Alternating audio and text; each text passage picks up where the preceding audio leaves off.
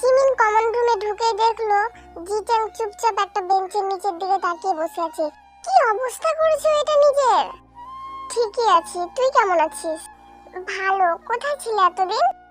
বাড়িতে গেছিলাম, আবার কোথায় যাব? তাহলে যোগাযোগ করো নিজেকে সামলাতে চেয়েছিলাম একা। কে বলে দিয়েছিস আমার ব্যাপারে? না, ও জিজ্ঞেস করছিল তোমার ব্যাপারে, কিন্তু কিছু বলিনি। আচ্ছা। জিচাং চুপচাপ দাঁড়িয়ে রইল। জিমিন কি বলবে কিছুই বুঝতে পারছে না, তাই ওখান থেকে সরে আসাটাই ঠিক মনে করলো। কিন্তু জিমিন সরে আসতে গেলে জিচাং বলে ওঠে, আমার সাথে এমনটা না হলেও পারতো বল।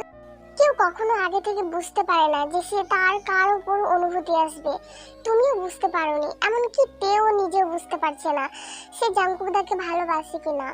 ভালোবাসার অনুভূতিটা এমনই জিজাং, কেউ খুব জলদি বুঝে যায়, কেউ বুঝতেই পারে না, আবার কেউ বুঝেও সেটাকে মানতে চায় না।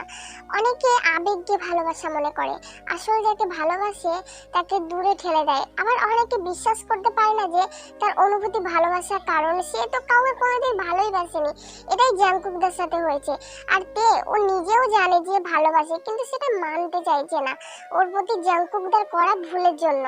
আমি তাদের দলে যারা খুব তাড়াতাড়ি বুঝে ফেলে যে সে কাকে ভালোবাসে, তাই না?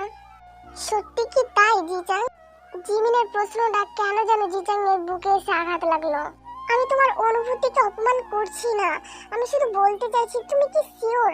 কারণ অনুভূতি বোঝাটা সহজ নয়। ভালোবাসা আর মায়া অনুভূতির মধ্যে পার্থক্য করা আমার মতে পৃথিবীর সবথেকে কঠিন কাজ। আমরা বুঝতেই পারি না কে মায়া আর কে ভালোবাসা। তখন বুঝি যখন ভালোবাসার মানুষটি দূরে চলে যায় আর প্রতিটা মুহূর্তে আমাদের তাদেরকে মনে পড়ে। কিন্তু যার প্রতি মায়া ছিল সে দূরে সরে গেলে অনেকদিন পর আমরা ঠিকই তাকে ভুলে যাই। তাই বলি কি, একজন চলে গেলে অন্য একজনকে অ্যাকসেপ্ট করলে আমরা ভালোবাসিনি, বেশিছি। কারণ দ্বিতীয় মানুষটা আমাদের মনে নিজেদের জন্য আলাদা জায়গা করে নিয়েছে। যাকে আগে ভালোবেসেছিলাম তার জায়গাটা ঠিকই মনের কোণে রয়ে গেছে। তাই হঠাৎ করে মনে পড়লেই একটা কষ্ট অনুভব হয়। কেন?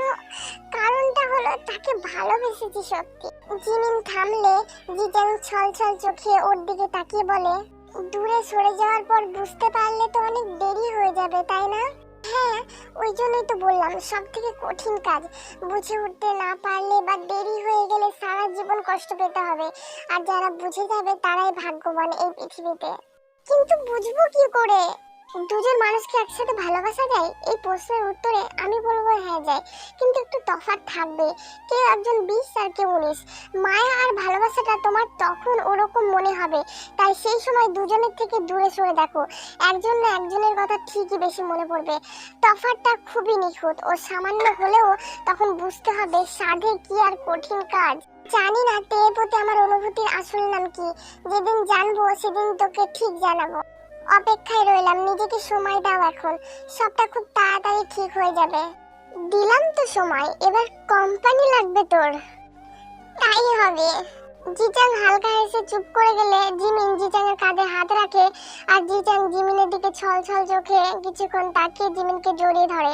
জিমিন বাধা দিতে পারে না, আলতোভাবে পিঠে হাত বুলিয়ে দেয়। জিমিন, আমার সঙ্গে ক্লাবে যাবি? Why not?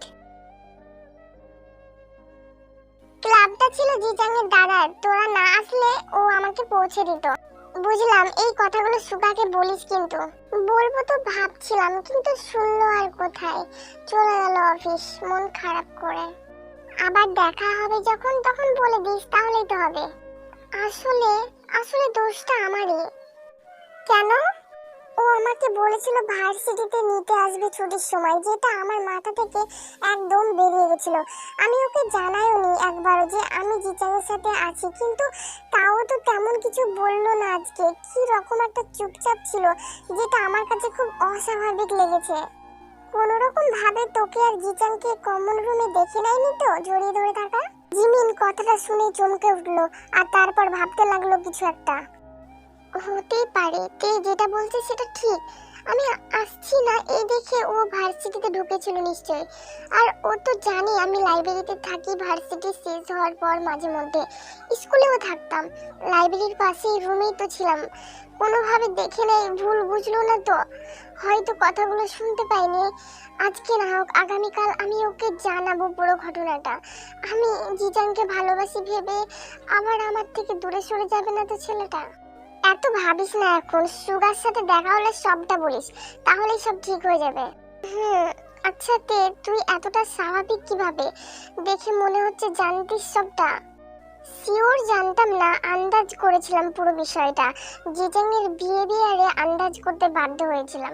সেই সবার বিহেভিয়ার দেখে তুমি বুঝে যাও তোমার প্রতি কার কেমন ফিলিংস, শুধু নিজের বরেরটা বোঝো না। হালকা হাসলো জিমিনের কথাটা শুনে। জিমিন আবারও প্রশ্ন করলো, সত্যি বলতো তুই কি সত্যি বুঝিস না জাংকুকদা তোকে ভালোবাসে? বুঝি তো। তাহলে এমন কেন করিস জাংকুকদার সাথে?